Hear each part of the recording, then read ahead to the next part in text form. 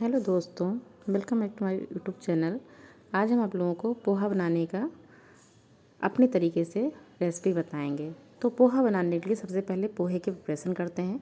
उसके लिए हम पोहे को 2-3 वॉश करेंगे। वॉश करने के बाद उसे हल्का सा सूखा होने पे उसमें मसाले मिला देंगे, जैसे हल्दी हो गया, मैगी मसाला हो गया और थोड़ा सा नमक और थोड़ी सी चीनी मिक्स करके उसे हम रख देंगे।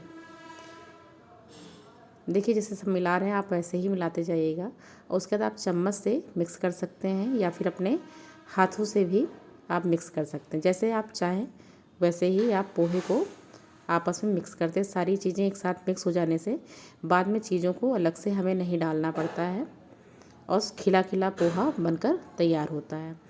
देखिए जैसे मिला रहे हैं वैसे ही आपको मिलाना है।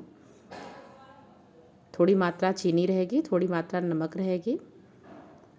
हाँ, मैगी मसाला स्किप भी कर सकते हैं, पर उसको मिलाने से थोड़ा टेस्ट और इन्हेंस होकर निकलता है। देखिए अगर पूरा मिलाने के बाद चाहे अपने हाथों से मिलाएं या फिर चम्मच से मिलाने के बाद इस तरीके से पोहे का टेक्सचर सामने आएगा। उसके बाद हम मटेरियल तैयार करते हैं। प्याज, लहसुन, करी पत्ता और हरी मिर्च काट लेंगे। फिर कढ़ाई चढ़ाएंगे। कढ़ाई में सरसों का तेल डालेंगे या फिर आप जो भी ऑयल यूज़ करते हैं वो भी डाल सकते हैं। उसके बाद आप राई डालें या फिर सरसों डाल सकते हैं और वो उसका तड़का कंप्लीट होने के बाद बाकी जितने भी तड़के का आइटम है वो सब हम डाल देंगे। करी पत्ता हो गया, प्याज हो गया, लहसुन हो गया, वो सब एक साथ हम डाल देंगे और हल्का रोस्ट कर लेंगे।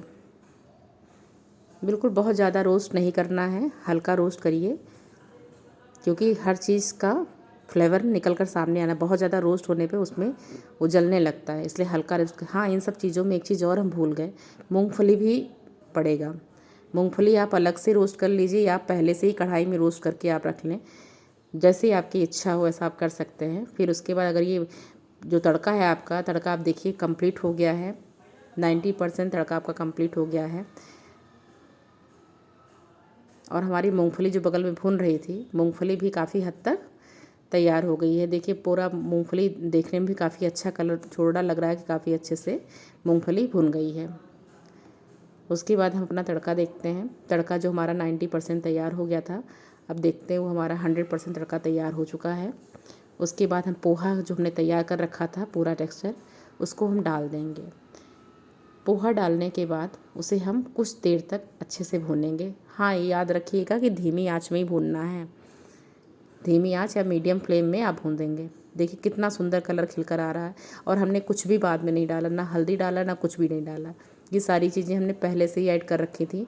वो जब धीरे धीरे पक रहा है तो सारा कलर अपने आप ही इन्हेंस होकर आपके सामने दिखाई दे रहा है। और देखिए कितना खिला खिला पोहा बना है, बिल्कुल मार्केट या फिर जैसा मिलता है उसी तरीके से पोहा आपको दिख रहा है। फिर मूँगफली भी हम ऐड कर देंगे।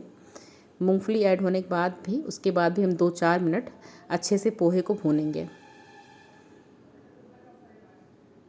यस, बिल्कुल इसी तरीके से आपको करते जाना है और इतना टेस्टी पोहा बनता है। बिल्कुल खिला हुआ पोहा बनेगा। ज़रा सा भी कहीं भी आपको पोहे में दिखाई नहीं देगा कि हाँ कहीं से वो बंधा बंधा सा जैसे होता है उस तरीके से कुछ भी नहीं।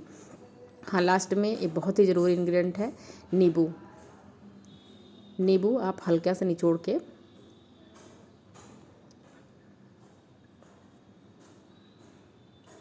नींबू निचोड़ने के बाद भी उसको 2-1 मिनट हम अच्छे से भून लेंगे। उसके बाद आप देखिए कितना खिला खिला पोहा तैयार हो रहा है और बहुत ही दिखने में कलर भी कितना अच्छा आ रहा है, जो कि हमने कुछ भी बाद में नहीं डाला, सब कुछ हमने पहले से ही मिलाया था, आपने देखा था वीडियो में।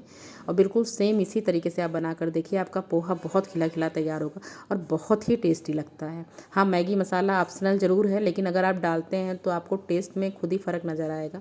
बहुत ही टेस्टी लगता है। देखिए कितना खिला खिला पोहा है और ऐसा ये देखने में लग रहा होगा कि टाइम ज़्यादा लग रहा है, लेकिन बहुत जल्दी बन जाता है। आप 10 मिनट के अंदर